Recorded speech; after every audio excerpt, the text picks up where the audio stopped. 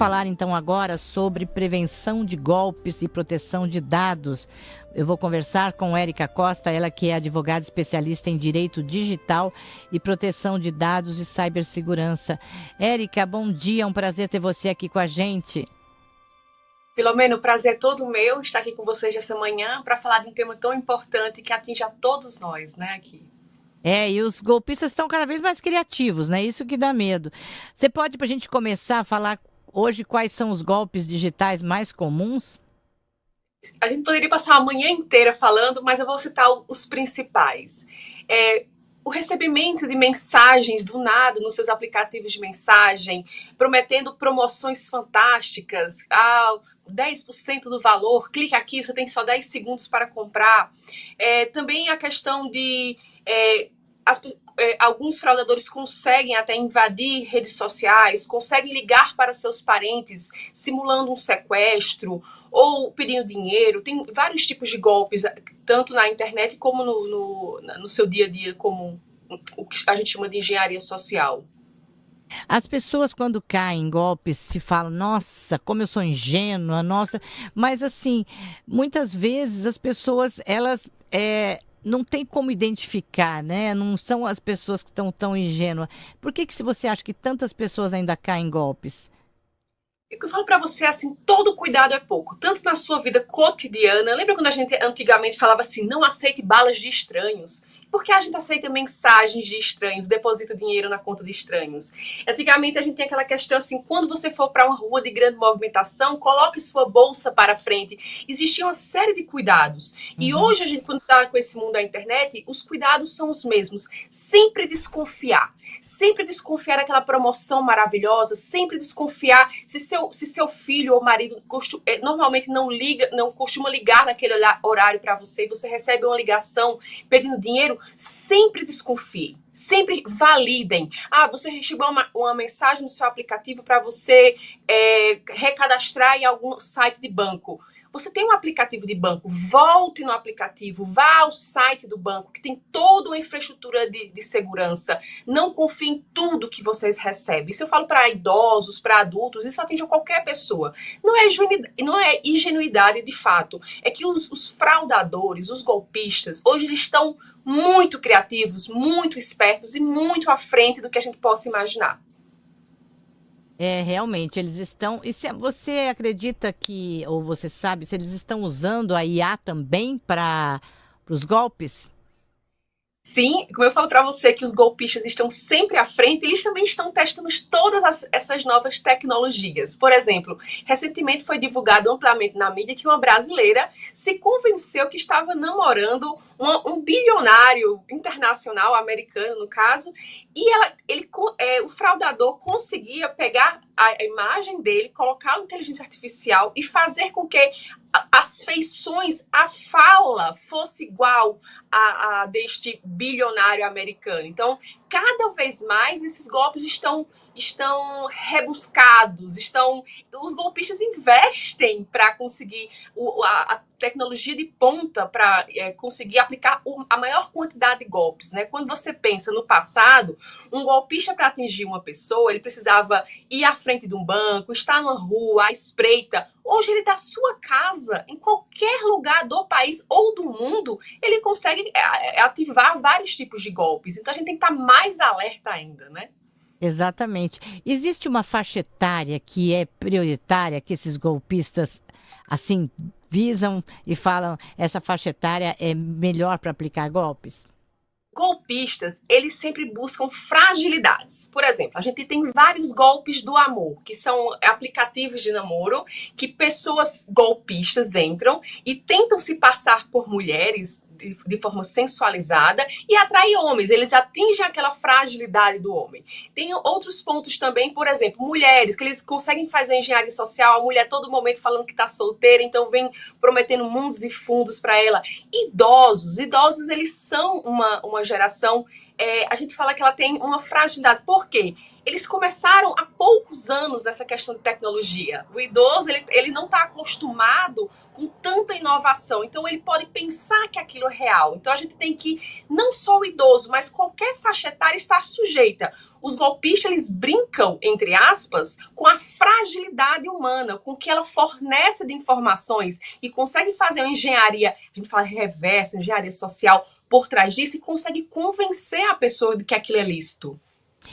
Você falou então dessa de fornecer dados. Vamos falar um pouco então sobre essa prevenção e proteção de dados, né? Quais os dados pessoais que as pessoas não devem informar por telefone, mensagens ou redes sociais? Na verdade, nenhum. O seu dado é pessoal, é seu. Você tem que.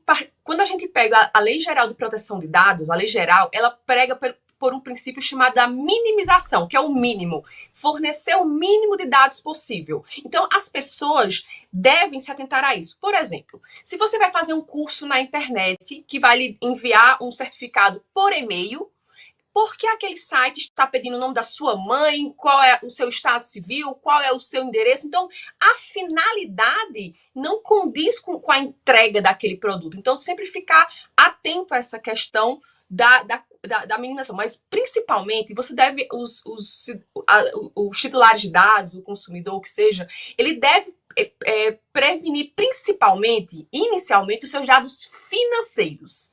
Nunca dê sua senha a ninguém. Ah, é um parente. Não dê senha a ninguém.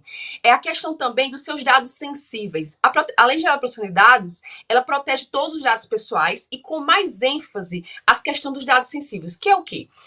Condições de saúde, a questão de gênero, de religião, de sindicalização. Então, muito cuidado com o que você compartilha, porque isso pode se voltar contra você em algum momento, porque os golpistas estão aí, eles conseguem pegar dados seus mínimos, juntar todos aqueles dados, que é o que a gente chama de engenharia social, e contra você praticar algum tipo de golpe. E a gente falou de senhas.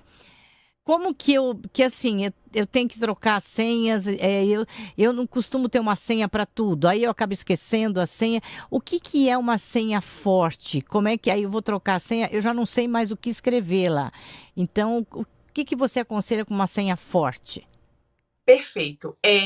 A maioria das pessoas, já existe alguns levantamentos de empresas de segurança da internet que falam que a maior parte das senhas é admin 123, ou o nome da pessoa e o aniversário. Só que com a mínima engenharia social, a pessoa, o primeiro ponto que senha que o golpista vai testar é seu aniversário, o aniversário da sua mãe, o nome do seu cachorro, seu nome e as senhas padrões de 1, 2, 3.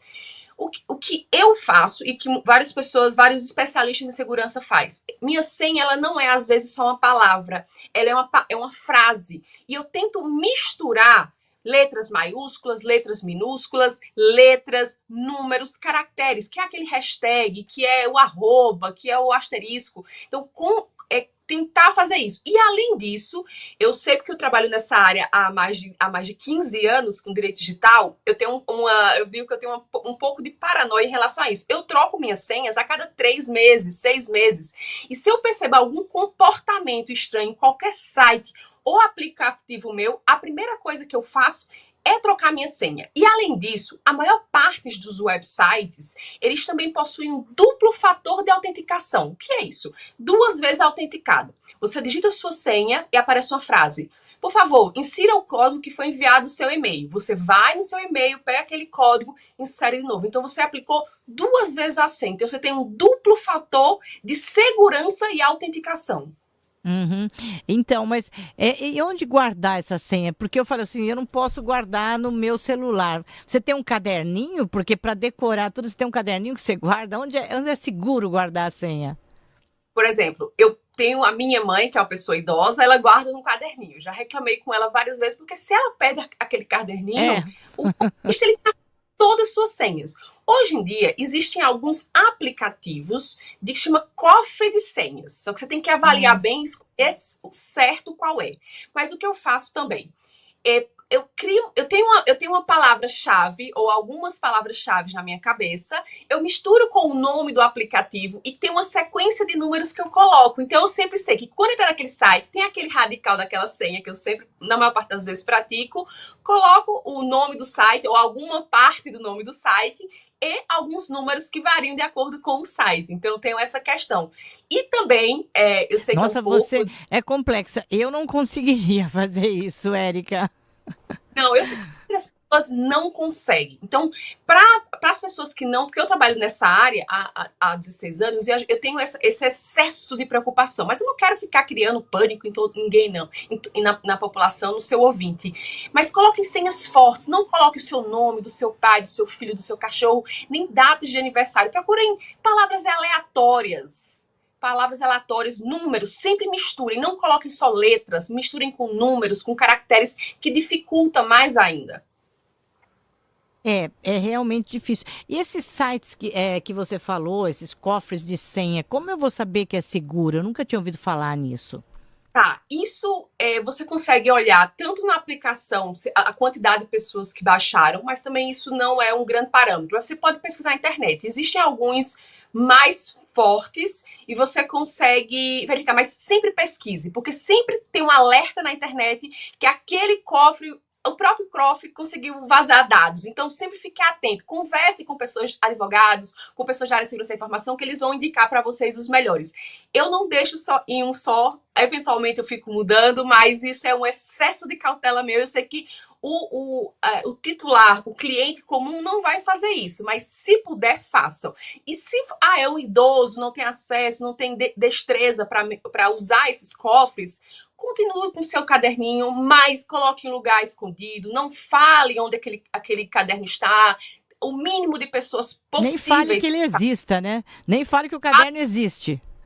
Nem fale que ele existe. Minha mãe, ela tem um caderno e fala, por favor, pelo amor de Deus, joga esse caderno fora. Eu já tentei colocar no cofre, mas eu tô migrando as senhas delas para um cofre virtual. Mas para um idoso é um pouco mais complexo explicar essa questão.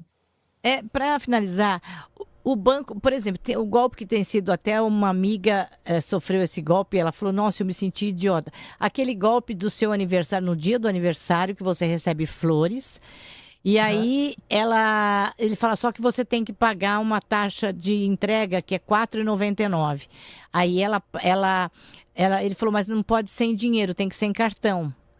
Aí ela passa o cartão, ele fala, o cartão não passou, e aí passa de novo. E aí depois que ele foi embora, é que ela viu que ele passou R$ 4.900, né? E aí ela tá atrás do banco e o banco falou que, como era presencial tudo, ele não tem obrigação de pagar. Como é que fica isso? O banco realmente, pode continuar recorrendo, que ela vai ganhar? Como é que fica isso? Esse golpe não só de entrega de flores, volta na questão também da engenharia social. Então, o golpista descobriu, você coloca na sua rede social que é seu aniversário, então ele sabe que aquela data é seu aniversário, né? Então, depois ele descobre seu endereço uma pesquisa rápida nesses sites de pesquisa, você consegue ter esses dados. Não acontece só com flores, acontece com exames, acontece com tudo que é uma entrega, tudo que é uma entrega para a questão de, na Copa, por exemplo, entrega de bebida promocional, pague só o frete, muitos golpes em relação a isso.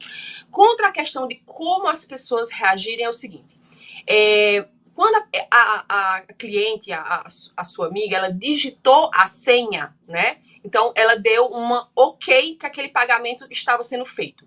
Muitos fraudadores, eles levam a maquininha e no visor eles tiram, eles apagam a parte do visor e você não consegue ver os 3 primeiros números, só vê os 4 números.